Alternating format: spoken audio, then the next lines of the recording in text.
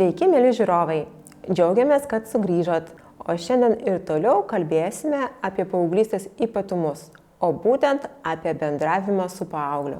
Tai kaipgi vis tik bendrauti su tais paaugliais, kurie tikrai jau nebėra švelnus, pūkuoti, bet kartais būna labai šiurkštus ir atstumiantis. Tarkim, netgi tokios situacijos kaip namų darbai, tvarka kambariuose, bendravimas su draugais, grįžimas namo. Tam tikrų laikų paauglys vienaip mato tą situaciją, tėvai kitaip. Ir kai mato skirtingai situacijas, tada nukyla labai daug skirtingų emocijų. Ir ką daryti su tom emocijom, kur jas dėti? Labai svarbu tas visas emocijas priimti. Jų nenuvertinti, bet tiesiog jas priimti. Ką reiškia nenuvertinti ir priimti? Tai reiškia, kad kai vaikas patiria kažkokį jausmą, labai svarbu nesakyti paaugliui, kad tu negali taip jaustis, arba čiagi nieko tokio, neverta čia šitaip jaustis. O kaip dėl pykčio? Labai dažnai būna tikrai toks net agresyvus pyktis paauglių. Ar jį irgi reikia priimti? Taip, paauglių pykti, net ir tokį labai agresyvų tenka priimti. Dėl to, kad tai, ką jie jaučia, jie nesugalvoja, jie iš tiesų tai jaučia. Iš tiesų, jiem tam tikra situacija sukelia tą pyktį. Aišku, jeigu yra kažkoks fizinis agresyvus elgesys prasideda, tokį elgesį mes turim stabdyti. Bet bendrai kalbant, net ir tokias atakas tėvai turi priimti, išbūti. Labai dažnai norisi, kai mes susidurėm su paauglio liūdesiu, baimėm ar pykčiu, mums labai norisi greičiau kažką padaryti, kad paauglys nurimtų. Kad jisai ar apsidžiaugtų, ar nebebijotų, ar nurimtų. Bet čia nereikėtų skubėti. Labai svarbu nebandyti kažkokiais būdais tų jausmų greitai pašluoti po kilimu, kad tik jų nebūtų, kad jos tik staigiai dingtų. Dėl ko tai svarbu padaryti? Dėl to, kad tada paauglys gali patirti, kad emocija yra laikina. Jinai neatsitęs visą amžinybę ir jinai nėra kažkokia tai pavojinga, jinai nesužeis, žmogus nenumirs, jeigu jis yra stipriame pyktyje ar baimėje. Ir pabūnant, priemant tą paauglio emociją, mes ir padedam su tuo išbūti ir tada mes jau galim pasiūlyti ir kažkokią įveiką paaugliui.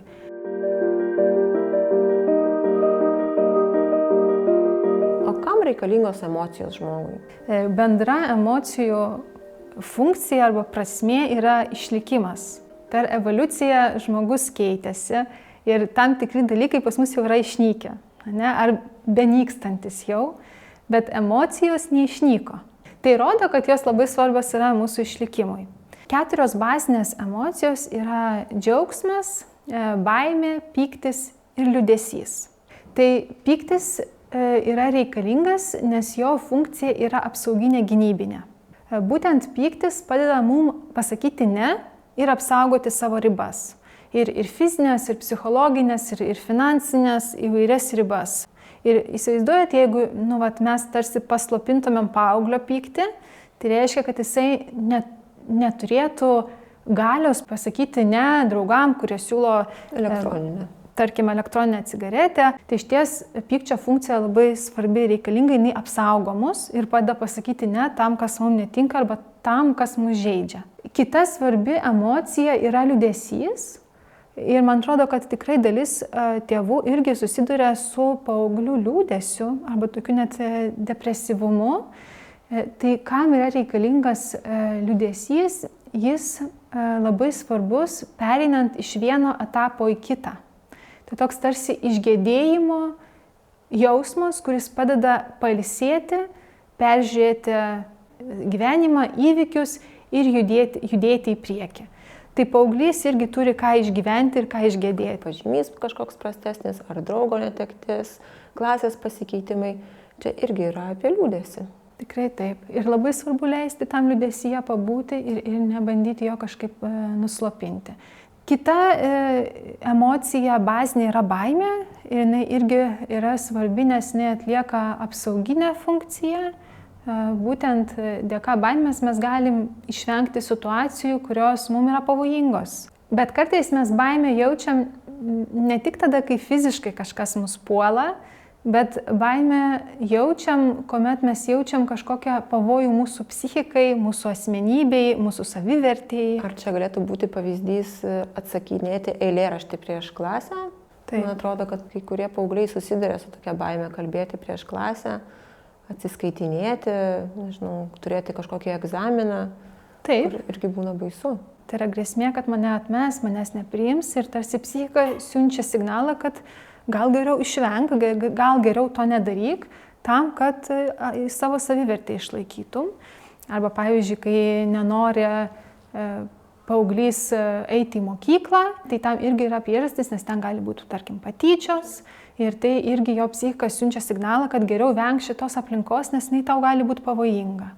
Taip pat dar vienas labai svarbus jausmas. Nejaugi čia džiaugsmas. Taip, džiaugsmas irgi turi savo funkciją ir paprastai, kai bendrauju su tėvais ir klausiu, tai kokiagi kuo toks svarbus džiaugsmas, dalis tėvų neranda atsakymo. Tai džiaugsmas mums padeda pamatyti, kas mums gyvenime svarbu. Ir tarsi parodo gyvenimo kryptį ir kelią. Tai irgi paaugliam dažnai kelia džiaugsmą kažkoks santykis su draugu, tai rodo, kad tame santykyje greičiausiai jis gali kažkaip augti, jis gali kažko siekti. Taip, tai džiaugsmas turi tą tokią funkciją, mums parodo, kokiu keliu mums eiti ir kas mums tinka. 4 emocijos, bet kaip yra svarbios ir kokios yra vertingos. Kas būna su emocijom, jeigu jų nepriimam arba jų neleidžiam reikšti? Emocijos jos tarsi tokia kaip energija, kur yra mūsų kūne ir jeigu jinai neranda būdą, kaip jį išeiti, ta energija sukuria tam tikras pasekmes. Tai tų pasekmių gali būti įvairių. Pavyzdžiui, psichosomatika. Tai yra, kuomet skauda kūną, pavyzdžiui, paaugliams dažnai skauda galvą, pilvą ir tam nėra jokios organinės priežasties, dėl ko tai vyksta. Taip pat gali atsirasti miego sutrikimai, valgymo sutrikimai, gali formuotis priklausomybės. Tikrai dabar tas priklausomybių spektras yra pakankamai didelis, kur gali paaugliai pabėgti ir pasislėpti nuo tų visų emocinių išgyvenimų. Tai yra ir priklausomybė nuo ekranų, priklausomybė nuo lošimų, priklausomybė nuo žaidimų, nuo psichoaktyvių medžiagų. Tai gali būti pasekmė užslopintų jausmų.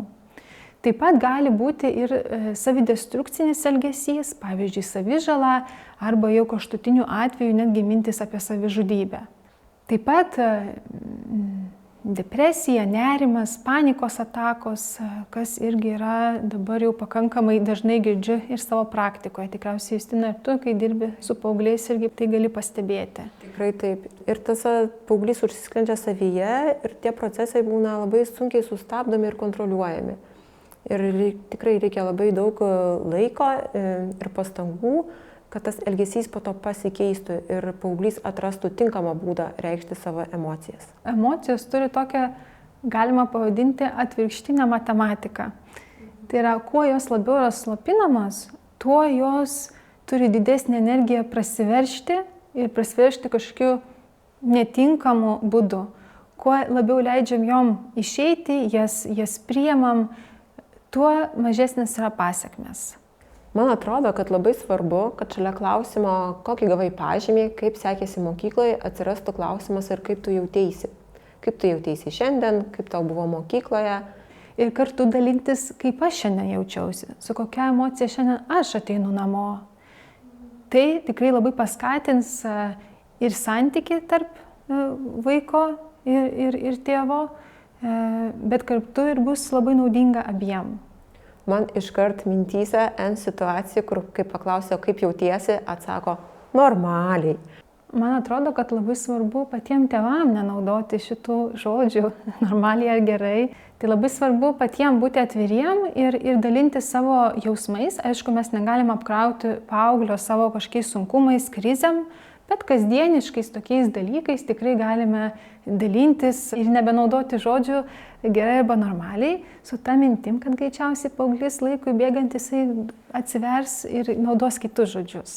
Ar yra kažkokių metodų, tokių tikrai pagalbinių, kur tu gali pradėti pokalbį arba, nežinau, tęsti kažkokį pasibuvimą ir tuo pačiu gilinti santykį ir ryšį su vaiku, su paaugliu. Taip, iš tiesų yra toks būdas, jisai yra vadinamas aktyvus klausimas. Ne veltui mums taip jau sutvėrė mus Dievas, kad mes turim 2 ausis ir tik 1 burną, tai čia labai svarbu į tai atkreipti dėmesį ir klausytis.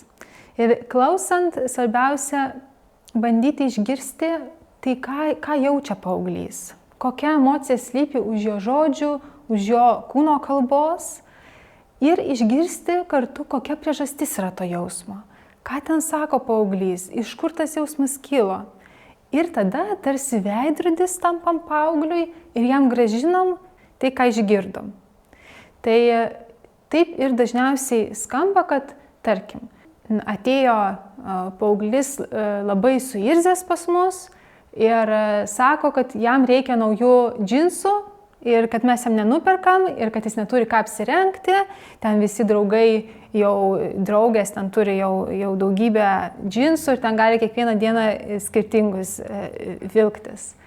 Tai mes tai matydami galim pasakyti, aš matau, kad tu pyksti, nes nenupirkau tau džinsų.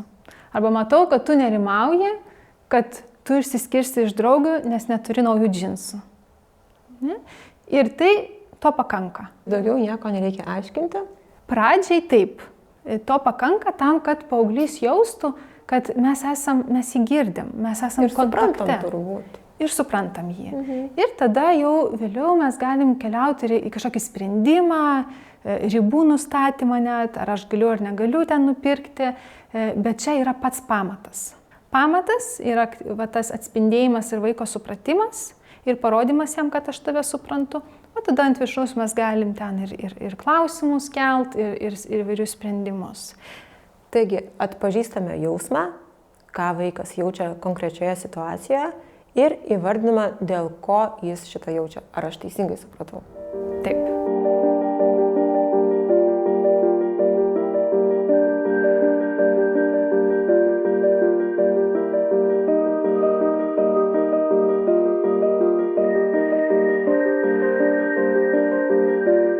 Paaugliai pradeda labiau pasitikėti, tampa labiau atviresni ir beje, taip pat tą aktyvų klausimą pradeda naudoti tėvam.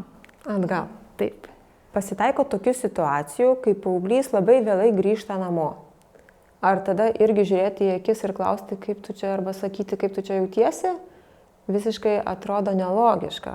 Šioje situacijoje būtų gerai naudoti kitą metodą, kurio pavadinimas yra aš, tu kalba. Kokia yra jo esmė, kad mes bendraudami su paaugliu naudotum mažiau žodžių tu, tavo, tau ir daugiau naudotumėm man, mano, aš, tarsi labiau pokalbėje koncentruotumėmės į save, į tai, kaip mes jaučiamės, į tai, kaip mums būti toj situacijai, vietoj to, kad kaltinti kitą. Ne? Tai šiuo atveju būtų, man buvo neramu, kol tavęs nebuvo namie, aš nerimavau, galvojau, kur tu.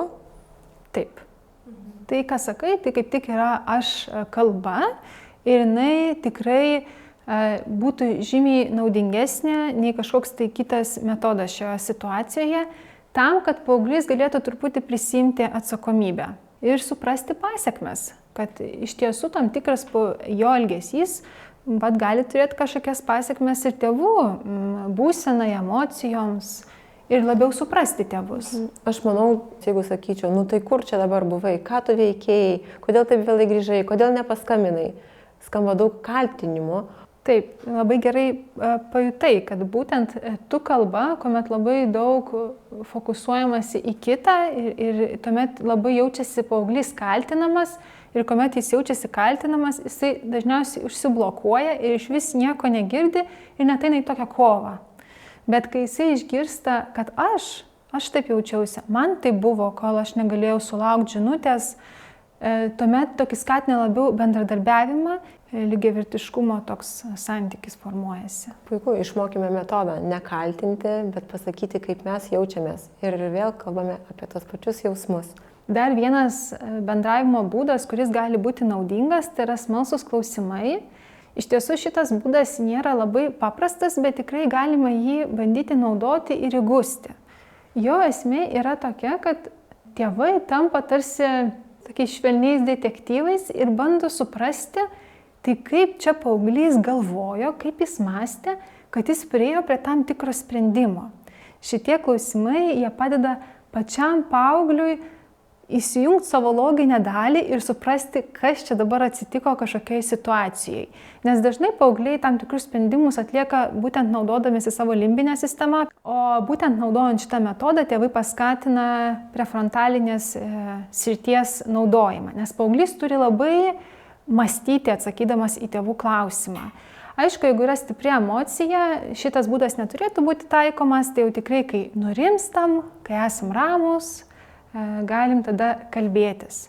Ir tikriausiai nereikia užpilti paauglio klausimais, o kas, o kaip, o kur, o su kuo, o kada, o kas buvo po to, nes taip irgi užsiblokuosi ir nenorės pasakoti, kas atsitiko. Tikrai taip. Jeigu mes tiesiog bombarduosim paauglį klausimais ir tokiu egoistišku smalsumu arba noru dabar intensyviai naudok savo loginę sritį, tai nieko nepavyks.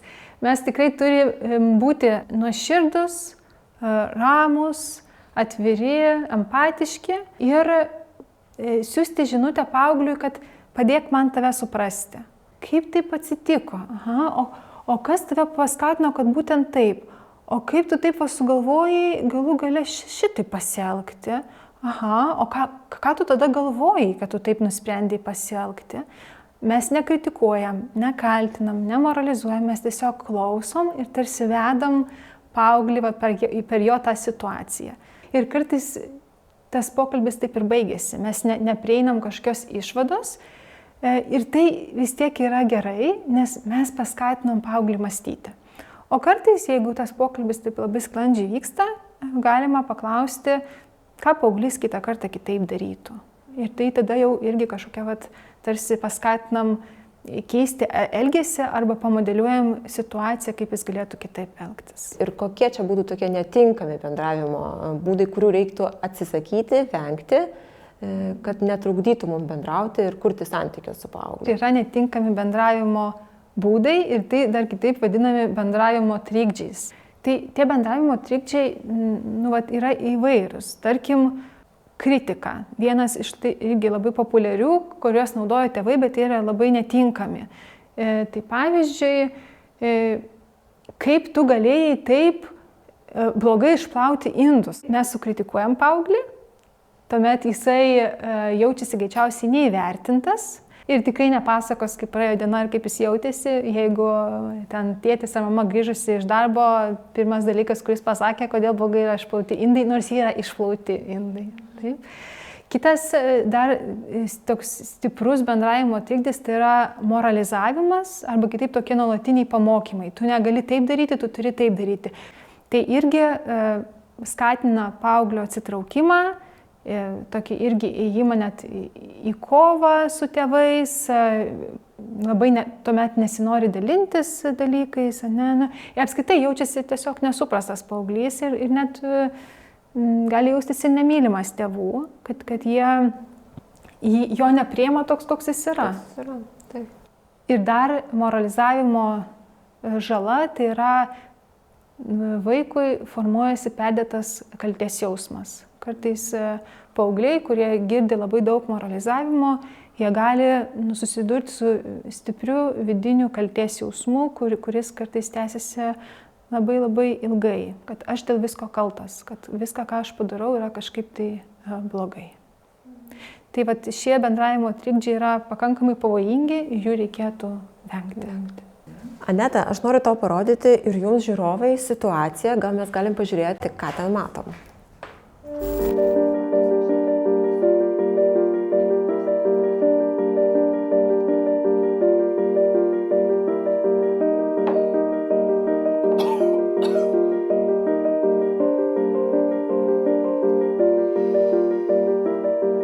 Mano Mano gyvenime beveik nebūna švenčių. Visuomet, kai tik ima atrodyti, kad jau pagaliau esu laimingas žmogus, džiaugsmas staiga virsta ašaromis. Kodėl tėvai niekada manęs nesupranta, ką bedaryčiau, nesulaukiu jų palaikymo. Argi aš iš tiesų esu tokia nepakenčiamai bloga, tokia niekam tikusi.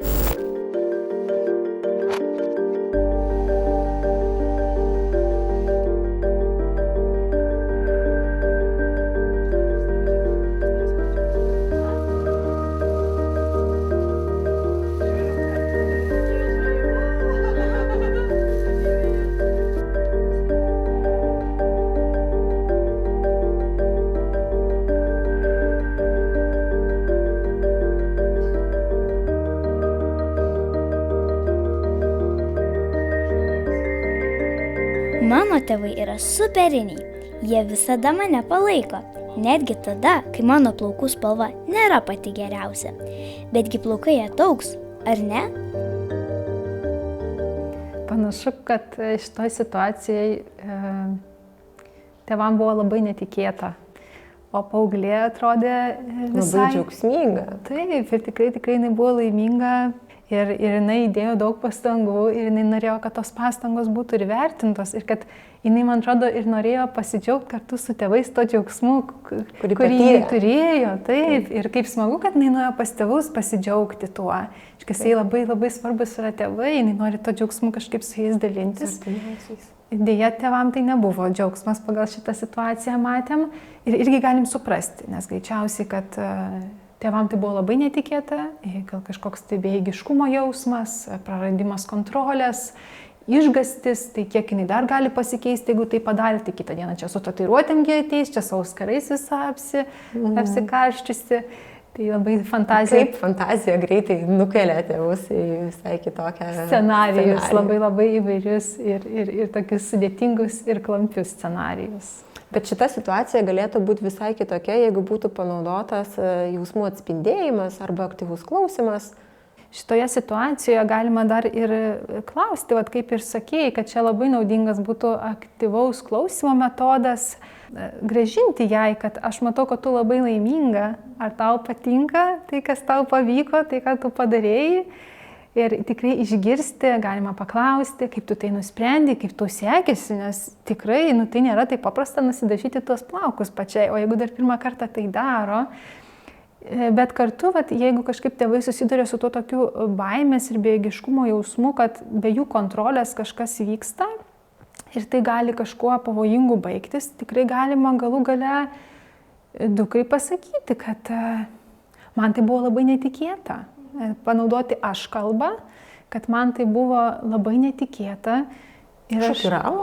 Taip, nustebino mane labai, gal iškart ir pasimečiau truputį ir labai norėčiau, kad kažkokius tokius, man labai patiktų, norėčiau, kad kažkokius tokius rimtesnius pokyčius aptartum su manimi arba pasidalintum apie juos, kad tu nori tai daryti. Man tai būtų geriau, lengviau.